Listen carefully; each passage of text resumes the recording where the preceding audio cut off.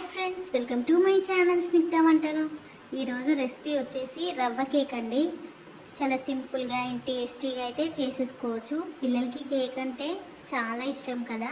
ఇలా హెల్తీ వేలో రవ్వతో అయితే కేక్ చేశానండి. చాలా టేస్టీగా వచ్చింది. ఇందులో ఎగ్స్ ఏమీ వేయకుండా జస్ట్ పెరుగుతో అయితే చేశానండి. చాలా సాఫ్ట్గా చాలా టేస్టీగా వచ్చేసింది. ఇంట్లో పిల్లలకైతే చాలా బాగా నచ్చేస్తుంది. ఇంట్లో ఎప్పుడైనా స్పెషల్గా చేసుకోవాలనిపిస్తే మాత్రం ఇలా ఒకసారి రవ్వతో కేక్ చేసేయండి. చాలా అంటే చాలా బాగుంటుందండి. చాలా సింపుల్ ప్రాసెస్లో ఈ కేక్ అయితే రెడీ అయిపోతుంది. కేక్ కోసం అయితే ఇప్పుడు ఒక మిక్సింగ్ బౌల్ తీసేసుకొని 1 కప్పు వరకు బొంబాయి రవ్వని వేసేసుకోవాలండి. ఇలా రవ్వ వేసుకున్న తర్వాత ఇప్పుడు ఇందులోనే షుగర్ పౌడర్ని 1/2 కప్పు వరకు వేసేసుకోండి. ఇలా పౌడర్ చేసుకున్న షుగర్నే వేసేసుకోండి. అప్పుడే మనకి రవ్వ అనేది పర్ఫెక్ట్గా బేక్ అవుతుంది. ఇందులోనే 1/4 కప్పు వరకు పెరుగును కూడా వేసేసుకోవాలి. ఇలా పెరుగు వేసుకున్న తర్వాత 1/4 కప్పు వరకు ఆయిల్ని వేసేసుకోండి. ఆయిల్ ప్లేస్లో బటర్ని కూడా వేసేసుకోవచ్చండి. ఆయిల్ అనేది సన్ఫ్లవర్ ఆయిల్ని వాడండి. అప్పుడే మనకి కేక్ అనేది స్మెల్ రాకుండా ఉంటుంది. మీరు పల్లి నూనె కానీ వాడితే కేక్ అనేది స్మెల్ వచ్చేస్తుందండి. ఇలా ఇంగ్రీడియంట్స్ వేసుకున్న తర్వాత ఒకసారి అయితే మిక్స్ చేసేసుకోండి. ఇలా ఒకసారి మిక్స్ చేసేసుకున్న తర్వాత ఇప్పుడు ఇందులోనే 1/2 టీ స్పూన్ వరకు బేకింగ్ పౌడర్ని వేసేసుకోండి. ఇలా బేకింగ్ పౌడర్ వేసేసుకున్న తర్వాత 1 కప్పు వరకు పాలను వేసేసుకోవాలి. కాచి చల్లార్చిన పాలని 1 కప్పు వరకు వేసేసుకోండి. పాలు వేసుకున్న తర్వాత ఒకసారి మొత్తం కలిపేసుకోండి. ఇలా ఉండలు అనేది ఏమీ లేకుండా బాగా కలిపేసుకోవాలండి. ఇలా కలిపేసుకొని ఇప్పుడు ఇందులోనే మళ్ళీ ఒక 1/2 కప్పు వరకు అయితే పాలను వేసేసుకోవాలండి. ఫస్ట్ 1 కప్పు పాలను వేసేసుకోండి. కప్పు వేసి ఇలా బాగా కలుపుకున్న తర్వాత మళ్ళీ ఇంకొక 1/2 కప్పు వరకు అయితే పాలను వేసేసుకోండి.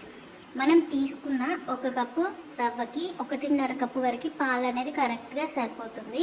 మీకు కేక్ కూడా పర్ఫెక్ట్గా బేక్ అయిపోతుంది, లేదంటే గట్టిగా అవుతుందండి కేక్ అనేది.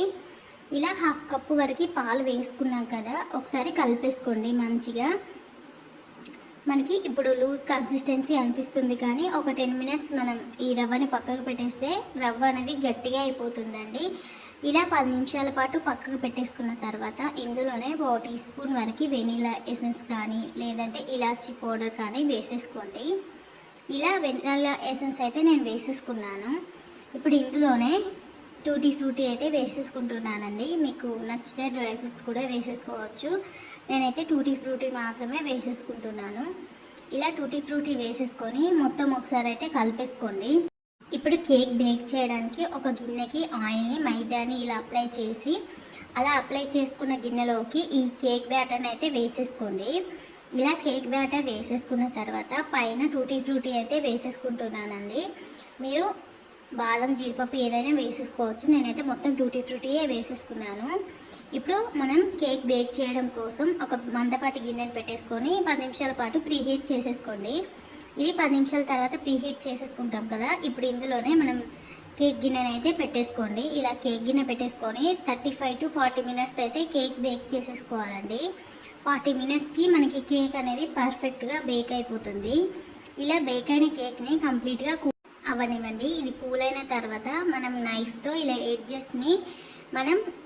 ఎడ్జెస్ని కట్ చేసేసుకుంటే కేక్ అనేది ఈజీగా డిమోల్డ్ అయిపోతుందండి. ఇలా ఎడ్జెస్ కట్ చేసుకున్న తర్వాత ఒక ప్లేట్ పెట్టేసుకొని మనం కేక్ని రివర్స్ చేసేసుకుంటే కేక్ అనేది ఈజీగా వచ్చేస్తుంది. చూడండి, కేక్ అయితే మనకి పర్ఫెక్ట్గా బేక్ అయింది. చాలా టేస్టీగా ఉంటుంది. కేక్ మాత్రం చాలా బాగుంటుందండి. పిల్లలకైతే నచ్చేస్తుంది. ఇందులో ఎగ్స్ వేయాల్సిన అవసరం లేదండి. మనం పెరుగుతో చేసుకున్నా కూడా చాలా బాగుంటుంది. మనం మైదాతో కేక్ ఏ టేస్ట్లో ఉంటుందో అదే టేస్ట్లో ఉంటుంది. కేక్ మాత్రం చాలా అంటే చాలా బాగుంటుందండి. తప్పకుండా ట్రై చేయండి, పిల్లలకి బాగా నచ్చేస్తుంది. ఈ వీడియో నచ్చితే లైక్ చేయండి, షేర్ చేయండి, అలాగే నా ఛానల్ని సబ్స్క్రైబ్ చేయండి.